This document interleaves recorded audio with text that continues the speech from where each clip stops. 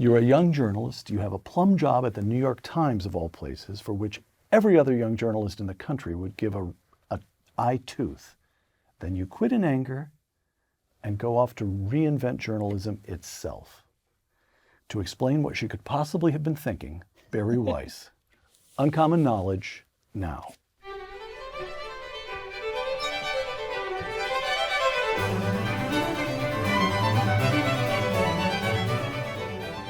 Welcome to Uncommon Knowledge. I'm Peter Robinson.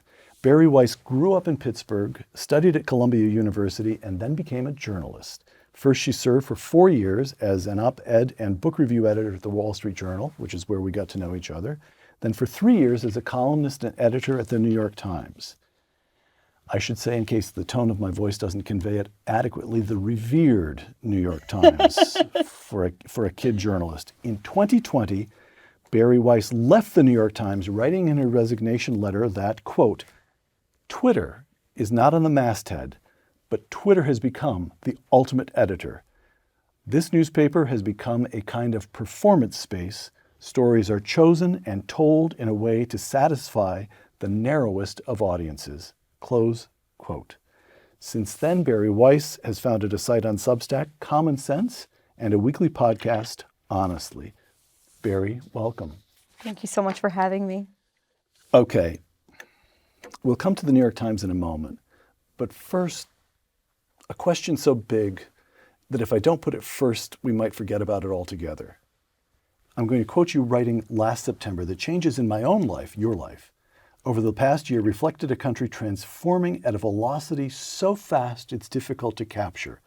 It will be up to historians to give it a proper name, but I think of it as a great unraveling. Close quote. What happened? What unraveled? And why now? Whew. It's hard to give that a short answer, but I'll try. What has unraveled is the holiday from history that I think maybe all Americans were on in the post-war years. Post-Cold War years. I would say post-World War II, Oh, really? And All the right. consensus that sort of developed about America, about our role in the world, about our fundamental goodness, about whether or not American power was fundamentally a source for good or ill in the world, about America as a place of expanding opportunity and expanding freedom. You yourself have had a hand in writing some of the lines that I'm thinking of as I say this. Right. We could have used you in the speechwriting shop 40 years ago, had you been born. That whole worldview, I think, is under siege and maybe has even collapsed.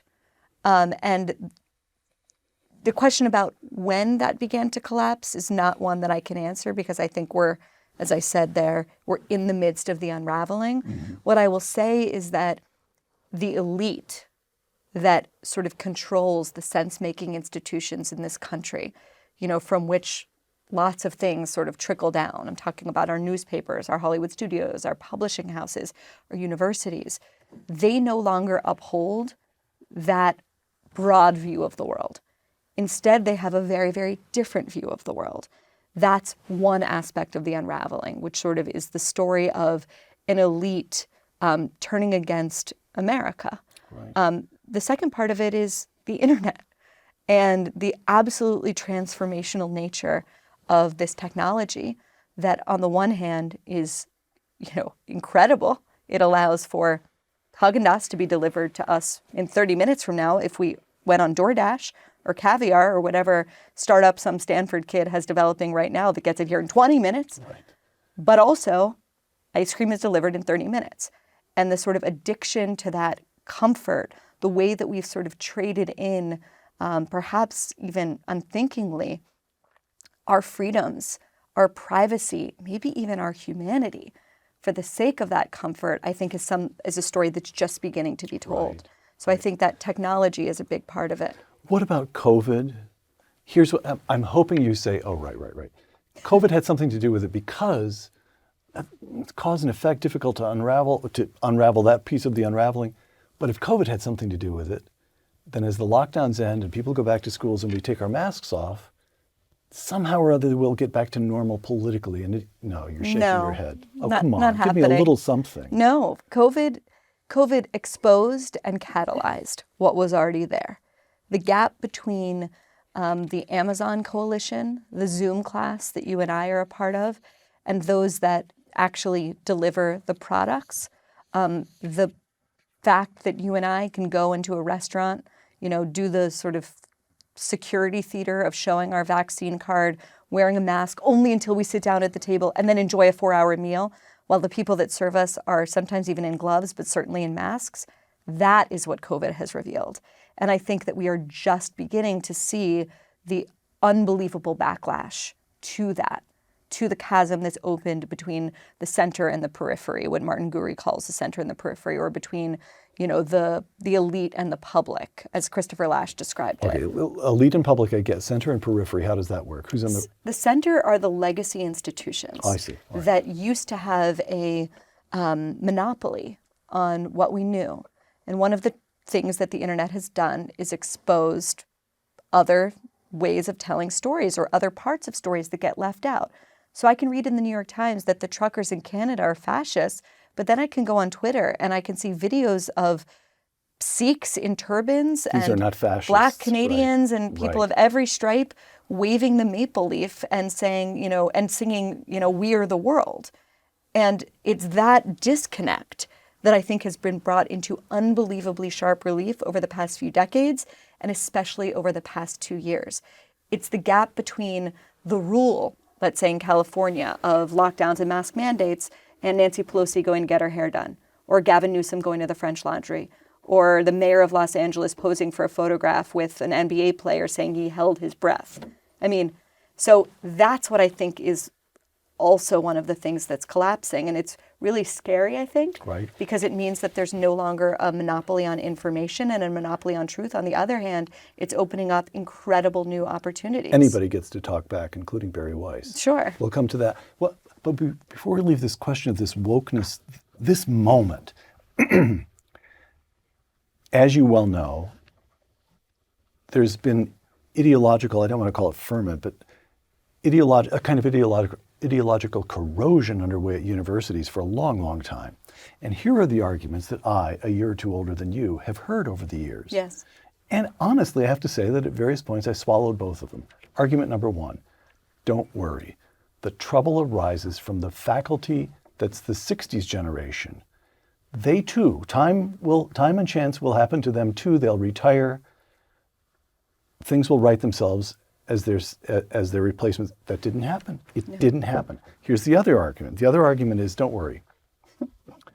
All right, we've lost the universities, but the kids only go through the universities for 4 years at a time. And then they move out and they get jobs and they start paying taxes and they want to have families and they take out more. Reality hits them. And that will reground them and marginalize all the ideological woke nonsense that they learned in universities. And that didn't happen either. Both of those arguments, honestly, they still strike me as completely plausible. Mm-hmm. Why were they just all wrong? Well, they weren't all wrong. I think if you go to a doctor or you drive over a bridge, you're going to want to make sure that the person that is diagnosing you with or without cancer, or the bridge that you drive over hoping it doesn't collapse, that can't be built on an ideology that literally runs headlong into reality, which is wokeness. 2 + 2 still equals 4, right, despite what anyone says. And so I do think that there is going to be a sort of confrontation between the actual reality of the world and the magical thinking that imbues this ideology. The reason that the sort of theory that conservatives and liberals believed, I forget if this is argument 1 or argument 2, that essentially the excesses of campus are going to be left behind, has to do with what Yuval Levin explains as institutions sort of being transformed into platforms. It's no longer that you're a timesman, right? And you go there for 50 years and that's your identity and you sort of subsume your identity to the brand. Now you're the brand. I'm as guilty of this as anyone. And you take that brand with you when you go and you use these institutions sort of as platforms. The reasons for that are because of the technological change, of course. But so as a result, it's, that's one aspect of this. The other thing I would say, so in other words, let me say it again. rather than the institutions forming 22, 23, 24-year-olds, it's that those people have formed the institutions. Right. And the reason that's happened, and I think this is a really critical thing to emphasize, is because the people at the top of those institutions are willing to sort of bend the knee to the mid-level people inside the corporation who hold the people at the top of the institution or the company hostage.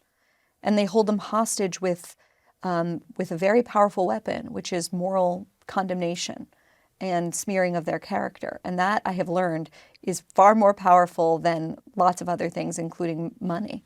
Okay, this brings us to the New York Times. But first, you and I got to know each other when you were at the Wall Street Journal. Let's go a kind of fast trip through your Sure. own story. You leave the Journal for the New York Times for what reason? Donald Trump. Running right. away from him. Running away from him because Yes. the Journal decided it was going to play Donald Trump a certain way. They Yes. weren't going to denounce. I The felt Journal that- was not going to permit the editorial page to become an anti-Trump page, correct? That's right. And in retrospect, maybe that was wise. At the time, I felt like the Journal was sort of missing an opportunity to come down harder against him. Mm-hmm. I mean, the brief way of putting it is that the sort of civil war that played out inside the conservative movement and inside the Republican Party played out almost exactly like that inside the Wall Street Journal. But I'm kind of fast forward because decisions had to be made very quickly once That's he won right. the presidency. Yeah. Is that correct? Yeah, and Right. so following his win, there was a lot of shuffling around, some of which got attention, others of which did not. And the players you know about are me and Bret Stephens Yes. going to the New York Times. Right. The New York Times went through a very brief, important moment of soul searching where anyone will remember the night of the election, the infamous needle had Hillary Clinton winning by 99%.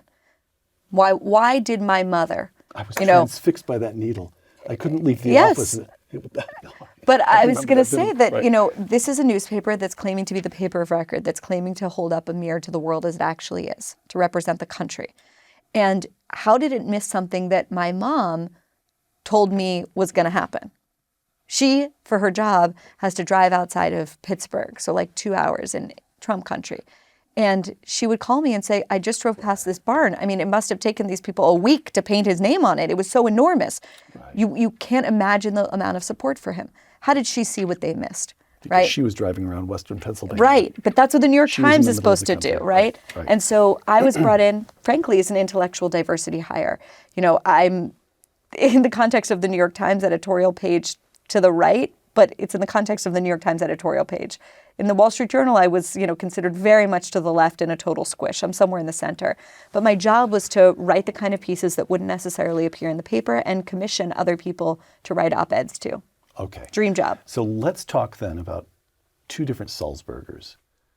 Punch Sulzberger, when I was a speechwriter in the Reagan White House, the grandfather of your Sulzberger, to whom we're going to come, Punch Sulzberger knew people in the White House, including my boss, Tony Dolan, the chief speechwriter, and they'd talk not infrequently, at least once a week, a couple times a week. Your coverage of the speech the president just gave was terrible, and Punch Sulzberger would take it and push back and ask what's happening. It was an open channel of communication, and the feeling I always had, Bill Sapphire, it was the great columnist for the New York Times. Yeah. And as best I could tell, Sapphire had great affection for Punch Sulzberger.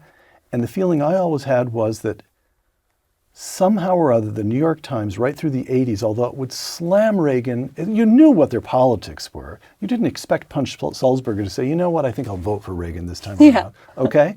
But somehow or other, there was a sense of, we're all in this together. This is a shared enterprise, and the enterprise is the country. And everybody meant it. Everybody felt it.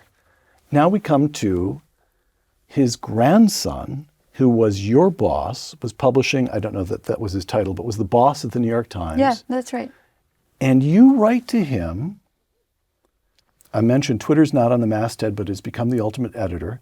My own forays, this is Bari Weiss writing to a Sulzberger, my own forays into wrongthink have made me the subject of constant bullying by colleagues who disagree with my views. They have called me a Nazi and racist. This is true? People employed by the New York Times called you a Nazi and a racist? Some coworkers insist I need to be rooted out if this company is to be truly an inclusive one. I do not understand, you say to A.G. Sulzberger, your Sulzberger, I do not understand how you have allowed this kind of behavior to go on inside your company in full view of the paper's entire staff and the public, close quote.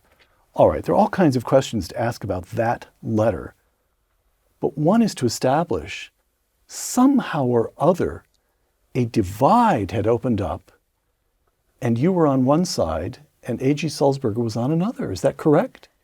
It's more complicated than that. All right. But what I'll say is this is what happens when the personal becomes political. If everything is politicized, right, and the nature of this ideology is that it is all-encompassing. So everything needs to be put to a political litmus test inside of it. Music, art, friendships, relationships, marriages.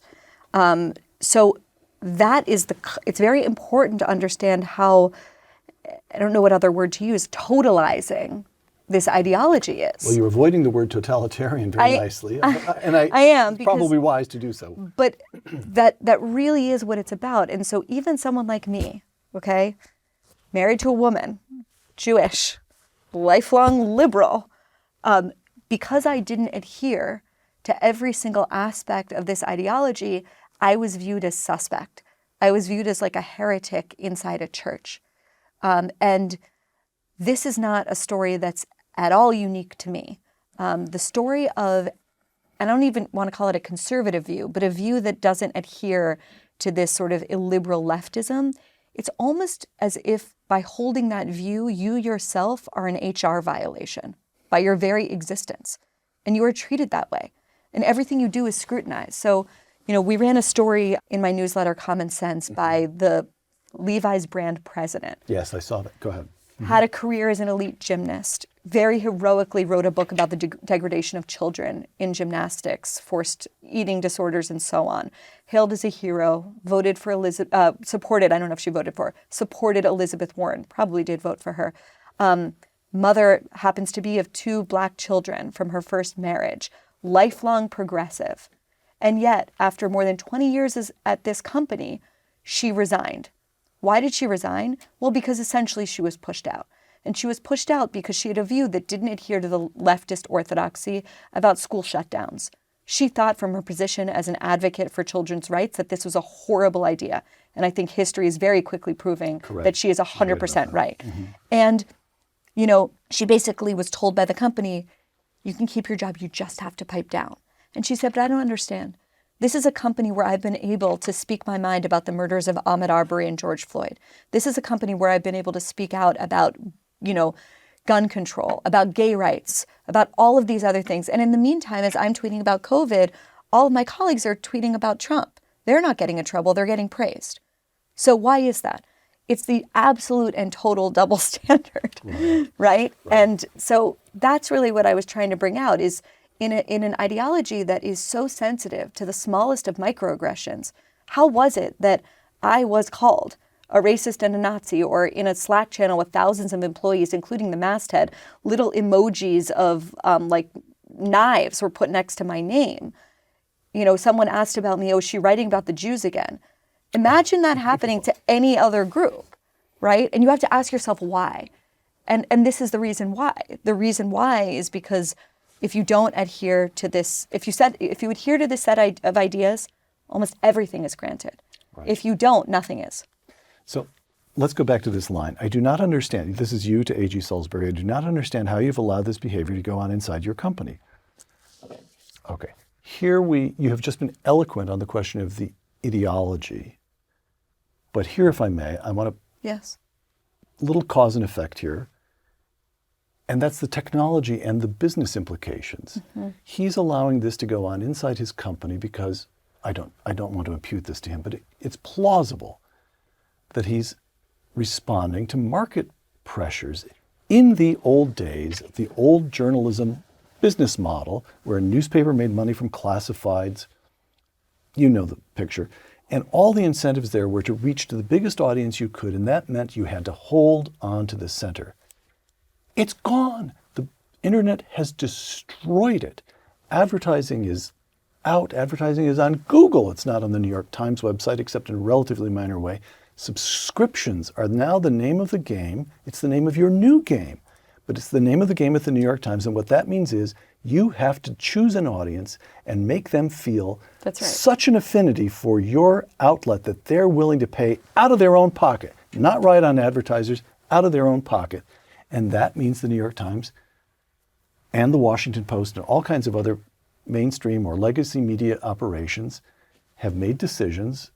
They tend by and large to be decisions to go to the left, service a very narrow audience.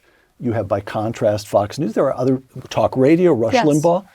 But now we're a nation of media niches, and that's a component. Huge component. A huge, all right. Huge component. What I would say is the problem you're laying out really perfectly, which is a problem that has been termed audience capture, is true for me as an individual, as a small family business individual proprietor on Substack, but it's equally true for, it was true for Roger Ailes. I don't know who took over for Roger Ailes. It's true of A.G. Salzberg. It's true of everyone running a media company now. Because exactly as you said, it's not the advertisers you have to fear or please, it's your readers. The question is there a market, and I believe there is, a huge one, for an audience that wants to be told the truth even when it's inconvenient to them? That's my bet, right? I see and feel myself when I read the things that I like to read, that, yeah, of course there's an appetite for political heroin, which is what you're describing. We know what that looks like from Fox. We know what that looks like on MSNBC. But is there also an appetite for actually understanding the world as it actually is? Because that's how you make actual decisions about where to move, how to raise your family, what kids, where your kids should go to school, what to invest in. I mean, understanding reality is an enormously valuable thing. And that's sort of my long-term bet. By the way, are you going to let me stick up for Fox? and no, I think I. Do you have a contributorship? No, I don't. But I feel that I feel the distinction they draw between their opinion and their news is valid. Their news is strikes me as pretty solid news organization. You going to let me say that? Oh, sure. Okay. But I'll say this. I think people at Fox, equally the New York Times, are kidding themselves about the audiences. I think audiences are extremely sophisticated, but I also think things are unclearly marked. There was a huge debate at the Times about, do we do opinion in a different font, bold? Right. Because when you're reading it, you just think, they don't, most people who aren't journalists, they're not paying attention to bylines. They're thinking, I read it in the New York Times. It's endorsed by the New York Times. They're not thinking, it's in Sunday Review, which makes it different than in the foreign section. I see. All right. Shift gears now a little bit. Although so far we're talking about doom and gloom and the No, I feel end of the optimistic. Republic. I know we'll come to the optimism, but first a little more. More doom? More difficulty. More storm. Your 2019 book, How to Fight Anti-Semitism. Again, you use this phrase. I want you to explain it a little bit more as it applies to you personally. I had spent much of my life on a holiday from history. Yes. How did that apply to you? Well, I wrote this book in the aftermath of the most lethal attack on Jews in American history, which happened in 2018, October, at the synagogue Tree of Life, where I'd become a bat mitzvah.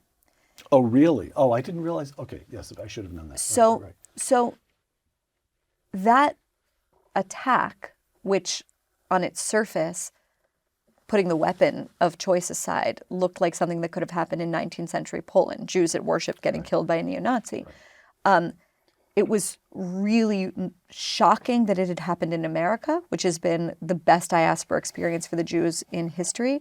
But it was especially shocking that it happened in Squirrel Hill, which is where I was raised, which was literally Mr. Rogers' neighborhood. He lived down the street from the synagogue. In other words, I was raised in a Jewish community that was unbelievably secure, unbelievably safe, unbelievably tolerant by surrounding communities. And I was raised equally I would say it's like a faith almost as strong as my Judaism, on Americanism, Right. on the notion that, someone who believed that, Jews are a nefarious force or Jews are subhuman and therefore I need to go and murder 11 of them, that was sort of a vestige of uglier times and places and from the old world, not this one. And so it's not to say that, anti-Semitic things didn't happen to me.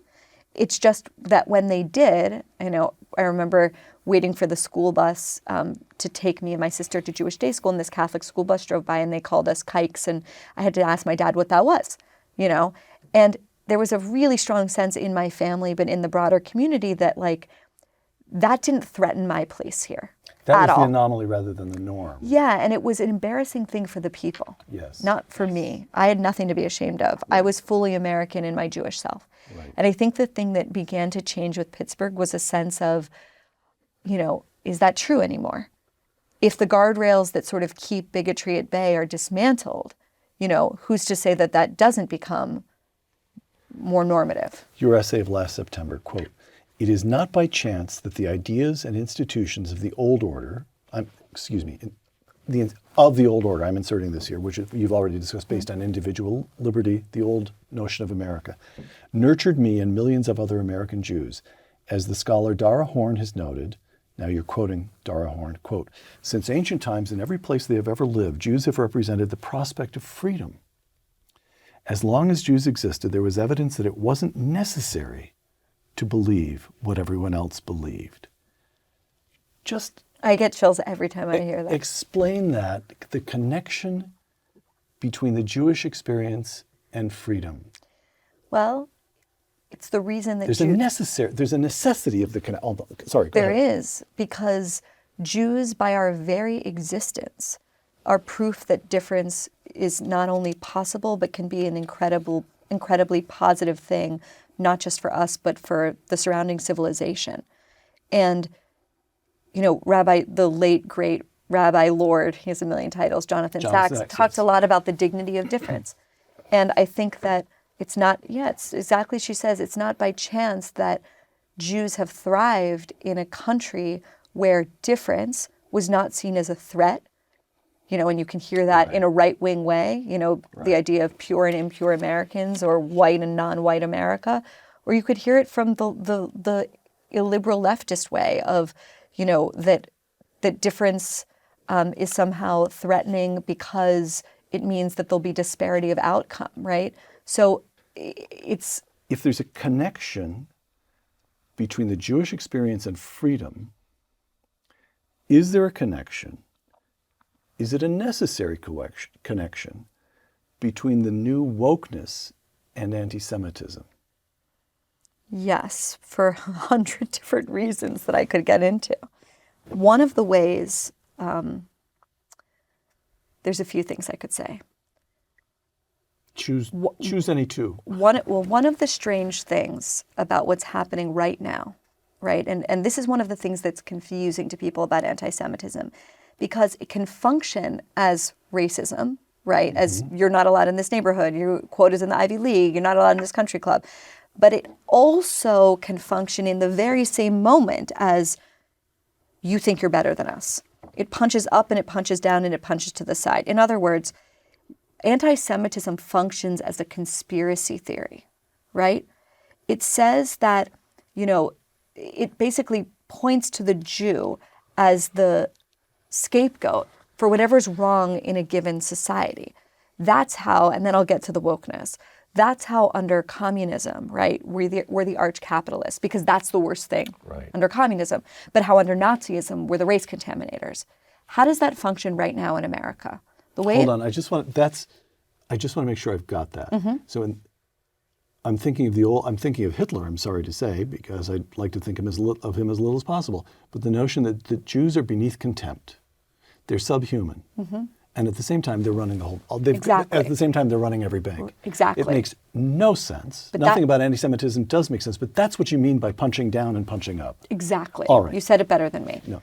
And so, when you understand that this conspiracy, which targets the Jews, but actually kills, and this is really important for people to understand, whatever society where it's allowed to thrive. Right. Any society where anti-Semitism thrives is a society that's dead or dying. So Jews are the proximate victim, but they are not the ultimate victim. The ultimate victim is everyone. So what do you have right now in America? You have a far right that says, you know, you are sort of fake white people. You look like you're white because most American Jews are of Ashkenazi descent, unlike in Israel, where the majority of our Mizrahi, North African, Middle Eastern descent. Right. You pass as white, but in fact, you're loyal to the people we think are sullying real America, Black people, brown people, Muslims. The reason that Robert Bowers, that neo-Nazi, chose Tree of Life as his synagogue, as the target, was because the previous week, the previous Sabbath, it had participated in Refugee Shabbat, holding up the idea that because Jews were strangers in the land of Egypt, we can never oppress a stranger. Right. At the very same time, what the far left is saying about us is, hold on, you say you're a minority, but look at the amount of power you've accrued. Look at the amount of success that you've had. You benefit from white supremacy because you're adjacent to it and because in a way you are upholding it. And so we become guilty of the gravest sin of the left, which is racism or white supremacy. And then they say you're also guilty of another sin, which is that you're loyal to what they view totally ahistorically and wrongly as the last standing bastion of white colonialism in the Middle East, which is Israel. Right. So we are like being turned into neo-Nazis just as we are being targeted by neo-Nazis, if that makes sense. Right. And because, I'll say one last thing. Yes. Because wokeness flattens everything and basically divides us all up into oppressed or oppressor, white and Black, basically constrains us to the lane of our birth in any number of ways. Jews do not fit into those contemporary boxes. We are an ethnicity, but we're not an ethnicity. We are a race, but we're not a race. We've had incredible success in this country, but in the 20th century, we've also lived through, not just the 20th century, 2,000 years of being a group that has suffered unspeakable oppressions and horrors. So what are we? Where do we fit?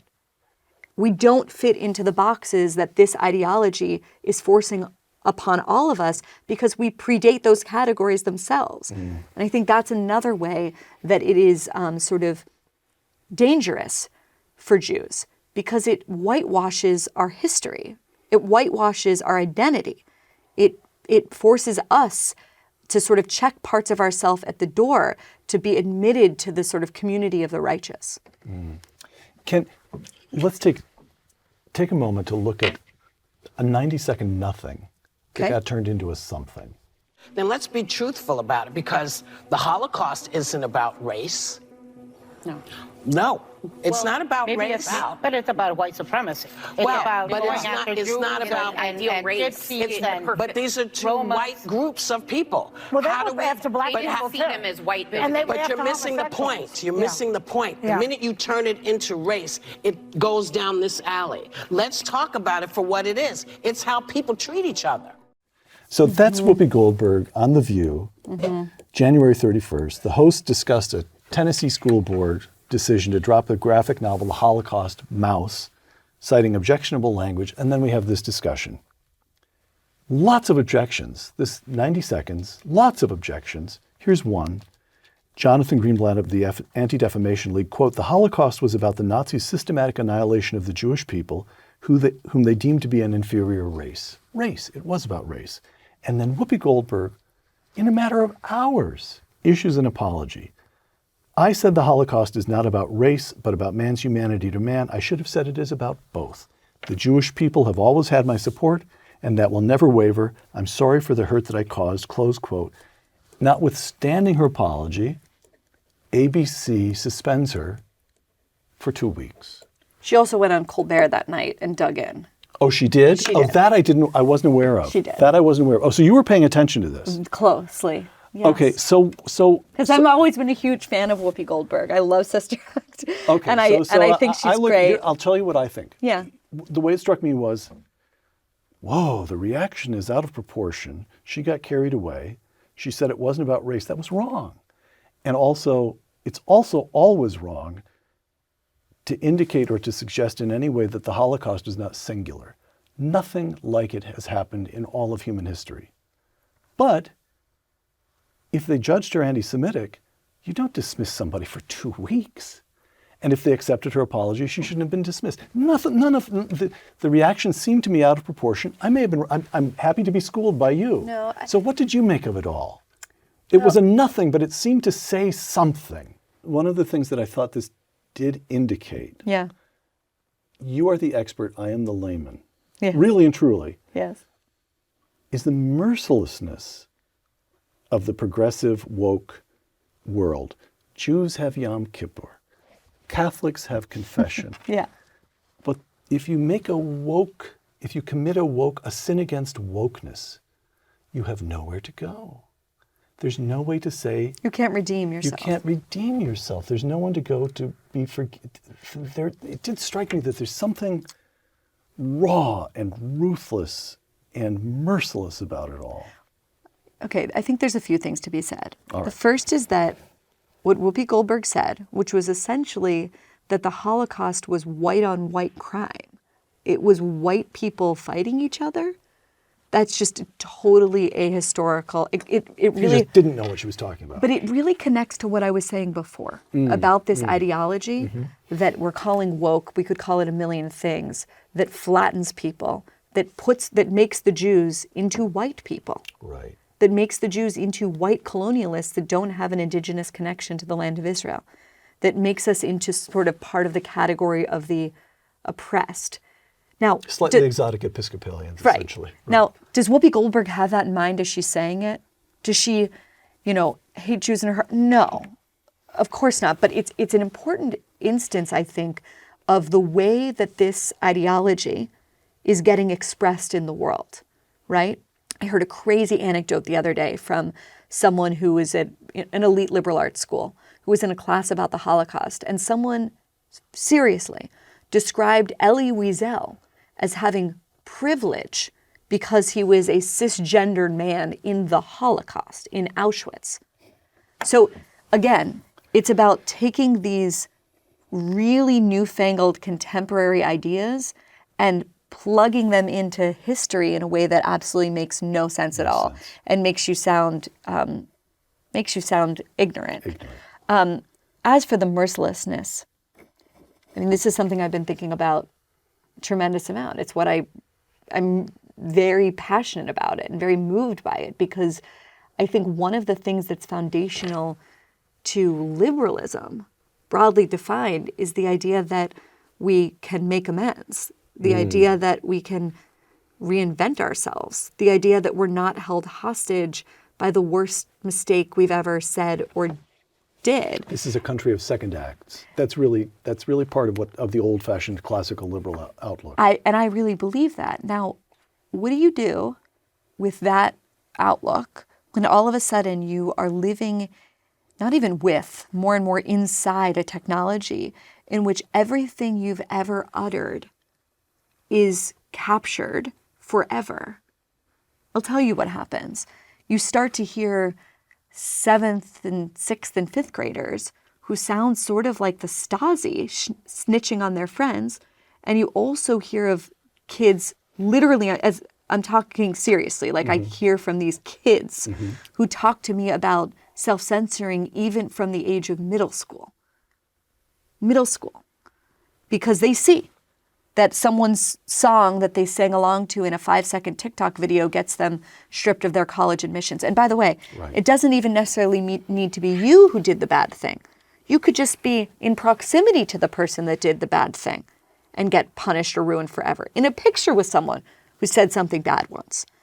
We do not yet have the tools to sort of figure out how to adapt the ideas that have made this country sort of the most civilized, tolerant, liberal that I think the world has ever known, with a technology that is sort of maybe undermining what it means to be human. We haven't updated our software, let's say, politically.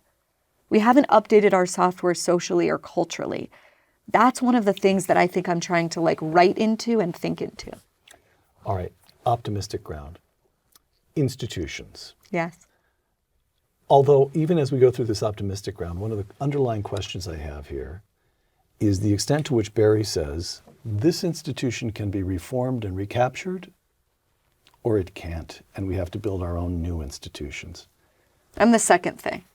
Oh, you're just going to make that as a blanket statement? I mean, I want to give you interesting conversational All right. not blanket, but often, yes, increasingly so. Is Common Sense a new newspaper? What are you inventing? I think I'm inventing For sure it works. How old is it? a year. No, is it a full year? I was going to A say year. it's still months. Okay, so It's a let's. year. The podcast is like less than a year. Okay, so congratulations Thank you. on a year of Common Sense. And what do you have there? I think I First of all, could I just be crass? Sure. Does this make money? Yes. It does. Yes. Okay, so you and I know. I'm hiring people like crazy. But you're still making your father slave for you for free. I understand. He does a lot of edit. Okay, so He likes writing headlines. He's a great headline writer, actually. Oh, he really is working. He's a great headline writer. Okay. So what is this? This is a new business model? I think it's what a modern hope- newspaper looks like. I think it's what a modern media company looks like. And as for what I'm trying to build, it's not a newsletter or a podcast. It's a media company based on the idea and the bet that actually most people don't want to have a choice between what they're seeing on Fox late at night and what they're seeing on MSNBC. Most people are the sort of what I think of as the exhausted, self-silencing majority who don't see themselves reflected in either political extreme, who think that the old categories of Republican and Democrat and what those platforms are don't really represent them, who want to know about the world, who are curious, who want a better life for them and their kids, and who don't want politics to subsume their whole life. Okay, so let's keep That's going. my audience. Let's keep going on journalism for a minute or two. The revenue source is subscriptions overwhelmingly, correct? You don't have I have advertising. ads on the podcast. On the podcast. Okay, so podcasts separate. If you don't mind, I actually want to treat that as separate. Sure. Because in my mind, it's a separate set of questions. So it's subscriptions. I think of, and when I go to it, this is what I read, and it is for sure what I see going viral on Twitter and so forth, and that's essays. I won't even say opinion really, because it's essay. There's a lot of stuff in which people are writing about their own experience. It's not op-ed in the way Bret Stephens does it today, or you did it yourself at the New York Times. It's kind of experience, but it's not investigative. It's not reporting. Are you planning to do that? They're do you actually- do some of it now? I mean, I because would say- that is expensive, isn't it?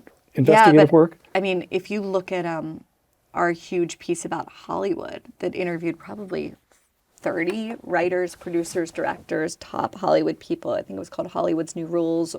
Your dad probably wrote the headline. If you look, no, I wrote that one. Okay. If you look at our series on this sort of ideological takeover of medicine by Katie Herzog. I did see that. Yes, all right. That's serious investigative journalism that, the New York Times and others were forced to follow.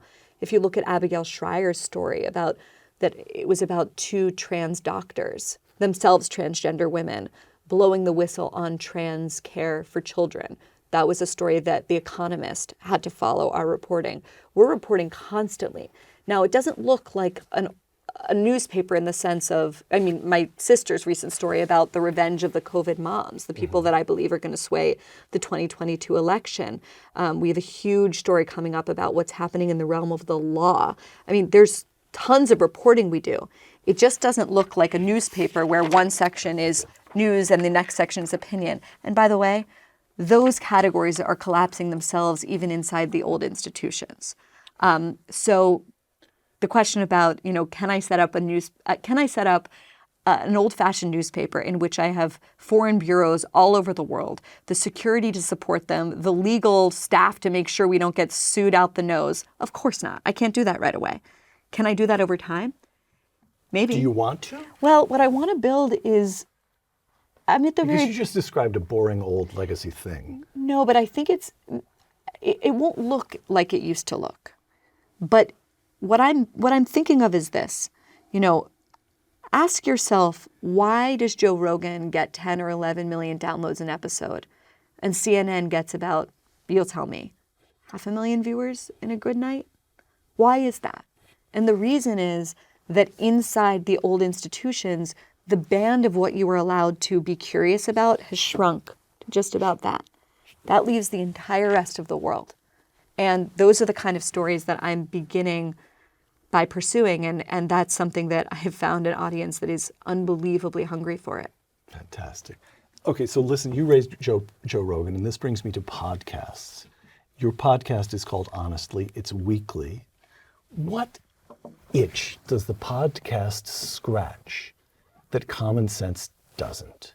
I think it's, well, I don't know. You listen probably and read both. I'm curious how you see them as different. Honestly, I can't. I know that they're two different things. Yes. And I look at my children to see the way they use them. Yeah. They're very heavily into the podcast, very heavy on hearing things when they're in the car, when they're working out. Yeah, it's younger. Yes, it's generational. This, of course, now we're on territory that I'd really just like to avoid if possible. If you could be very polite and gentle as you discuss this generational stuff. I think it's two things. I think, common sense is really trying to be on the news cycle and drive the news. I think the podcast sometimes does that. I love when it does that. And I think there are a few episodes that come to mind where I think we did that tremendously well. But they're meant to be, and I think the form suits this, deeper, kind of more searching conversations. It's conversation. It's conversational. It's relaxed, we're talking. Yeah. I think the other aspect of it is younger. Younger people, like those, when I meet podcast listeners in the street. You keep going on in this vein, and this whole segment's going to get edited right out. Chop the whole thing. Okay, no, but go ahead, finish. Conversational younger, and I think, that just makes sense for who's listening to podcasts. University of Austin. This brings us hard up against this question of new things as opposed to reforming the old ones. I had speaking of generational, this is a conversation that I had once with Bill Buckley, William F. Buckley Jr., and he had just come from a dinner at which he had found himself seated next to George H.W. Bush. And Bill Buckley had raised some issues about Yale. And George Bush had said, "I'm sorry, Bill, I'm just sort of Yaled out." And Bill was astounded by this, because by Bill's understanding of the rules of American citizenship, giving up on Yale was forbidden. You didn't do that. And so if those rules applied to you, you wouldn't be monkeying around with Joe Lonsdale's thing down in Austin. You'd be trying to reform Columbia. You'd be trying to save this great institution up in Morningside Heights with McKim-Mead art that is not going to be matched by anything Joe does in anybody's lifetime. I don't believe that. All right, why not? Well, first of all of those places that you named began as scrappy startups by people that were angry about the status quo. That's one thing that I think people don't remember, is the things that we take for granted as being institutions or publications that have been around forever. Are you kidding me? This country's unbelievably young. All those things are relatively new. Right. Everything great gets built by people that are dissatisfied with the options that they see around them. Go find a parent who is center left even, and sees what's going on in these schools that have these magnificent endowments in the buildings you just mentioned and incredible faculty, and ask them, do you want your kid to go there? Ask them that. Ask them if they're panicked and they are begging and hoping that their child gets into the University of Chicago because they see it as sort of like the last great hope. That's not a good state of affairs, despite the fact that we have something like 4,000 colleges and universities in this country. Yeah. We have a lot. So what would it look like for us to offer something, A, that actually fulfilled those soaring mottos that the other schools have but do not still live up to by any stretch of the imagination? I could go into all of the numbers, but you already know them. And what would it look like to offer kids an incredible education that A, wouldn't put them in the kind of debt that these schools do, and B, would actually offer them a pathway to real exciting work in companies that are transforming the country? To me, that seems like a really thing.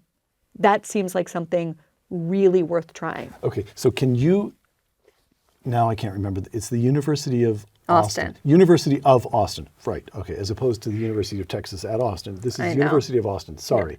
But can you just I wanted to just call it old school for what it's worth. Isn't that a great name? I think that actually is a great name. I think that actually is a great name. Did you get that from your dad? Yes. You did? Yes. It is great. He had a list of a million ideas, but I liked old school the best. Okay.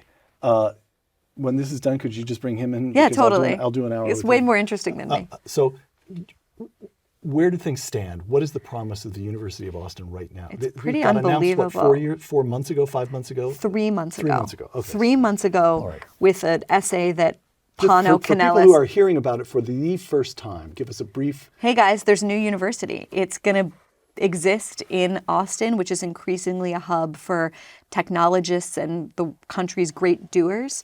And it's going to combine, the skills and expertise and connections of those people with some of the country's most incredible teachers, some of whom are pedigreed in the typical way, like Neil Ferguson, some of whom are not, like Dave Mamet, who's going to be teaching a writing course this summer. So This university is up and running as early as this coming summer? there is going to be a summer school this summer for a few weeks, which Maybe Dave to you, but David Mamet. Sorry, one David of the Mamet. greatest. he's Dave to me. One, I think on anybody's short list of the half dozen greatest living He's playwrights in incredible. the English language. All right.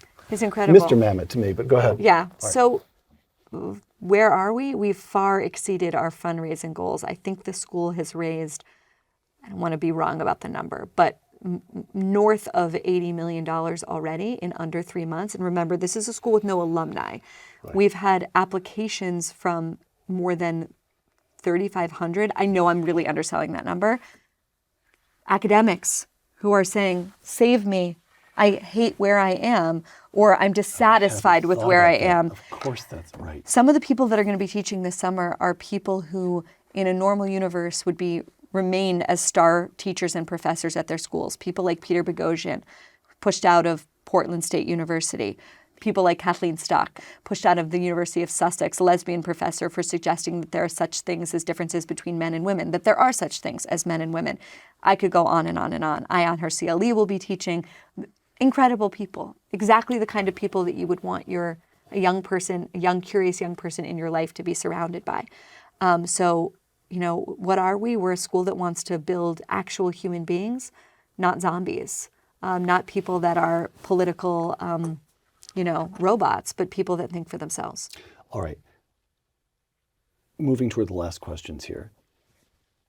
Let me name one institution that's old, that's a legacy institution, but that I'm not at all sure, I'm just not sure what you want to do with it, and that is the Constitution of the United States. What do I want to do with it? Yeah, well, no, but so the New York Times, I'll start common sense. Radio, I'll start honestly. Columbia University, who needs it? University of Austin.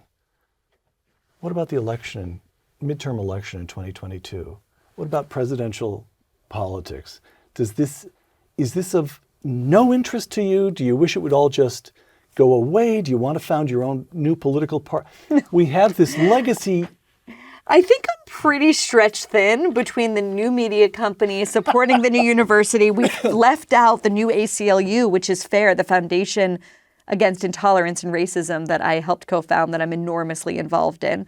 I mean, I'm trying my best. Other people got to pick up the slack in other places. I'm going to leave it to Andrew Yang to start the new third party.